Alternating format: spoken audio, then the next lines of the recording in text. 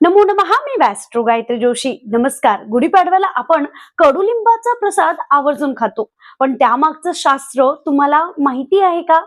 हिंदू संस्कृतीनुसार चैत्र शुद्ध प्रतिपदा हा वर्षाचा पहिला दिवस असतो आणि हा काळ ऋतू बदलल्याचा असतो. आयुर्वेदानुसार कडुलिंब हा शरीरातील रक्ताची शुद्धी करतो आणि रोगप्रतिकार शक्ती वाढवतो, जेणेकरून येणाऱ्या उन्हाळ्यात आपल्याला आजार होणार नाहीत. आध्यात्मिक दृष्टीने पाहिलं तर आयुष्यातील सुख आणि दुःख या दोन्ही गोष्टी समान वृत्तीने स्वीकारण्याचा संदेश हा कडू आणि गोड प्रसाद आपल्याला देतो. गुढीपाडव्याला कडुलिंबाची पाने, गूळ, जिरे आणि ओवा यांचा हा प्रसाद खाल्ल्याने आपल्या शरीरातील पित्त आणि कफ दोषाचे शमन होते.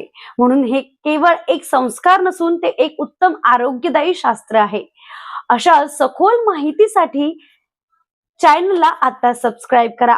तुम्हा सर्वांना गुढीपाडव्याच्या हार्दिक शुभेच्छा. श्री स्वामी समर्थ.